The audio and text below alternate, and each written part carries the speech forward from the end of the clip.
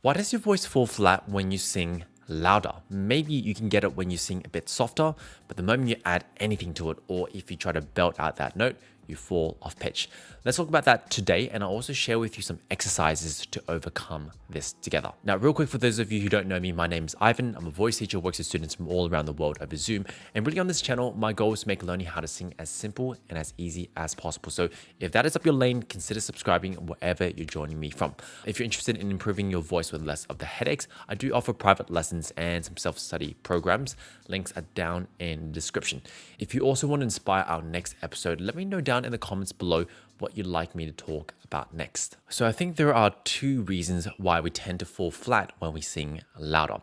The first one here is we need more independence. Now, I've talked about this many times, but there are two key sets of muscles when it comes to controlling your voice. Beyond keeping a stable airflow, there are muscles that bring the chords together and they resist against this airflow. This is how we change power. This is how we change volume.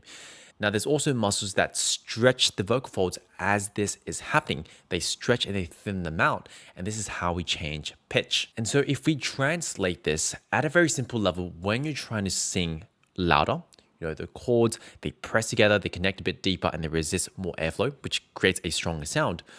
We lose stretch as this is happening. Or in other words, there is an independence between these muscles. As I engage more closure, I lose stretch. And often, this is really the fundamental problem that we're trying to solve with most of our singing technique issues, right?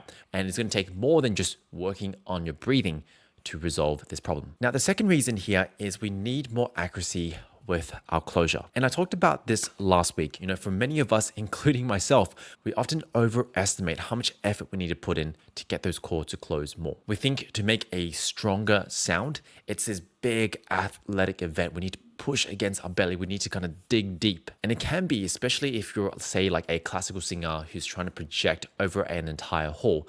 But for the rest of us, or for most of us, we're often going to be mic'd when we sing. And so we don't really have to get louder than you think. And if anything, learning to build more accuracy with our chord closure, or, really refine the adjustments that we need to make, it actually allows us to sing with more freedom. So let's combine these two ideas into an exercise. Now, the first thing here is let's establish the feeling of pitch change. And I want you to think of something that's a bit softer, maybe something a bit even more like falsetto. And so as I'm going through the scale,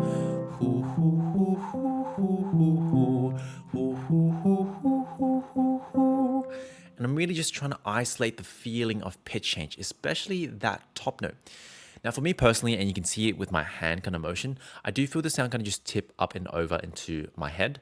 That's personally what I notice. Now, every singer is going to be a bit different. So if you don't feel exactly the same way as me, that's okay.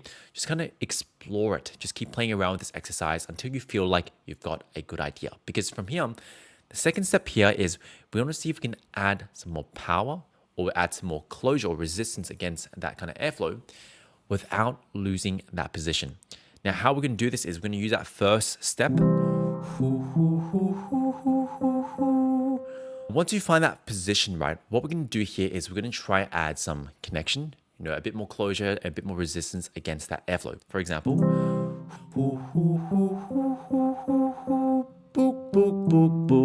now, as I'm doing this right, there's going to be two key kind of rules or two kind of key cues to focus on. The first one here is as I'm adding a bit more pressure, or as I'm trying to kind of speak into it with a bit more weight, I don't lose that kind of up and forward position. Because the moment I lose that, I'm going to fall flat, right? So making sure I really keep that, because that's going to keep the stretch engaged. Now, the second part of it is as I'm trying to add more closure, how much you have to kind of engage is going to feel a lot less than you might think, right? So if I'm going, it shouldn't feel like this big athletic push, like book, book, book, book, to kind of make it happen, because that is way too much, especially for a lot of the singing that we need to do. Rather, book, book, book, book. It can be just as simple as just speaking into it a bit more. Now, it's going to take some refinement. I'm certainly still working on a lot of these concepts, but as long as you're working towards this goal of, maintaining position as you kind of try to sing a bit louder, a bit stronger, and realizing that the adjustment isn't as much as you think, then you're going to be on the right page. And this is going to work at building more independence in, those two sets of muscles, and also at the same time, more accuracy with that chord closure. Now, remember, some of this stuff is simple, but it can be tricky to execute, especially when you're doing it on your own. And you don't have to, you don't have to do this on your own. If you're interested in improving your voice faster, once again, I've got links down in the description on how you can work with me. Anyway, I hope this episode was useful. If it was, please leave a 5-star review if you're listening from the podcast, or if you're on the YouTube, just doing all the usual social media stuff like, like, comment, share. That is amazing. And I really, really would appreciate that. Apart from that, my name is Ivan. I'm your voice teacher, and I'll see you next week. Take care.